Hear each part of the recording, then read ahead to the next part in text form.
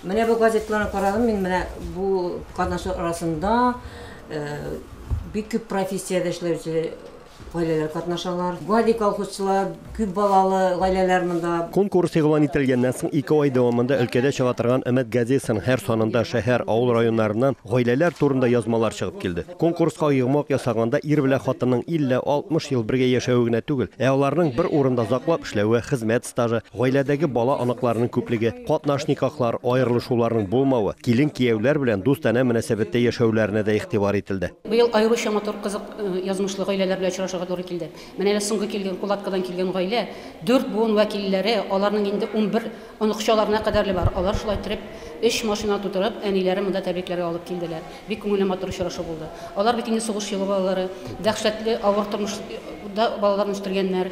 Шуларны балалар рәхмәт йөзеннән аларны хөрмәтләделәр бүген. Бу көнне хөрмәтләүләр һәм котлаулар чыннан да күп булды. Иске Кулатка районы Кирюшкино авылыннан Мәрьям апа белән Зөфәр абый Нарбековлар 60 ел гомер итеп 5 бала үстергәннәр. Бүген аларның 11 оныгы һәм 17 оныкчыклары бар. Юбилейларны котларга әле бер өлеше генә килгән. 60 елны бергә әлләнеләр күргән. Төрле чаклары булган. Узганнар икәү бергә түзеп шул гомергә тормышсызлыкларын үткәннәр. Бүгенге бәйрәмгә Мәрьям апа кияүгә чыкканда бирнәгә дип чиккән сөлге, ашъяулыкларын гына түгел, яшьлектә Зөфәр абый язган шигъри хатларын да алып килгән. Хатлар бик күп язды. Көндә миндә почтада ташыдык. Укыды, әманәте сеңлем укыды да почта ташыды. Исән мисен, якын дустым Мәрьям? Синең якын күреп мәхәббәт хаты язучы дустың Зөфәр. Мәрьям, ничек хәлләрең, ничек уздырдың бу хатны көнне? Мин язам сиңа шигырь, яратсаң укы, яратмасаң ертеп ташла. Мен язуымны алу белән иң беренче шуны уйларсың. Уйларсың да башың түбән иеп, нигә язган диеп куярсың. Дустым Мәрьям, карама син дошман сүзләренә, алар сине алдарлар. Иң ахырда сөйләгән сүзең белән янган утка итеп салырлар.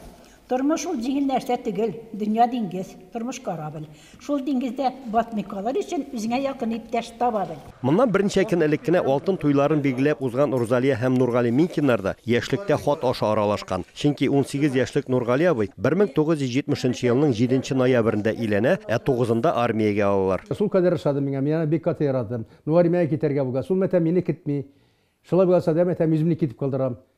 Шулай тутта катты үйгә каттык все. Шуның белән иләнештек, шулай калды все. Никак укытты катве икенче көнне. Нургали абый 18-дә тулмыйча иләнсә, Инза районыннан укытучы егет Рәхим Зибиров исә кем әйтмешли 32 яшьтә генә башлы күзле була. Әнисе таныштыра. Әле мин икенче көнне киләм инде. Арабия чыкты минем будущий теща. Инде күрешәткәндә әле таныштык. Син шулаймы, шулай, син шулай драканлык. Ярый, мәсәлән, Кызылская. Казабас шыкты. Ну и вот была же вот какое-то мгновение, ничего уршатканда шолкнет.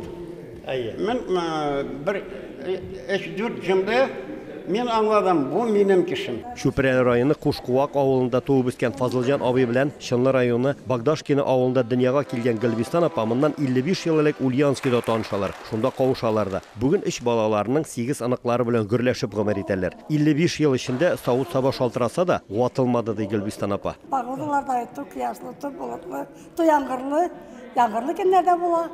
Всякий бывал. Ярты гасырдан артык парлы тормыш юлы узып, бүген 70-80 яшьлек ил агалары ак яулыклы әбиләрнең гомер юлында үз яшәү кагыйдәләре дә барлыкка килгән. Яшьләргә киңәш шундый булыр бездән, кирәк барында күрмәскә, уступать, прощать.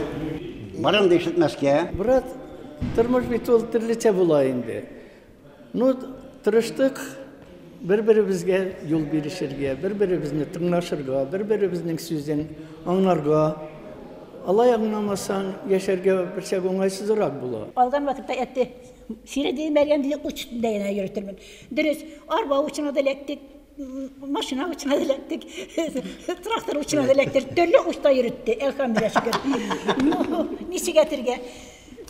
Авырлык күрсәтмәде. Бүгенге бәйгедә җиңеп чыккан һәр юбиляр гаиләдә Ульяновск өлкәсе татар автономиясенең үрнәк татар гаиләсе дигән алтын китапка кертелде. Анда аларның фоторәсемнәре дә куелды. Очрашу истәлеге итеп аларга сертификат, диплом һәм кубоклар тапшырылды. Иң мөһиме, аларга оештыручылардан зур ихтирам һәм җылы хөрмәт күрсәтелде. Ульяновскдан Рамис Сафин, татарлар.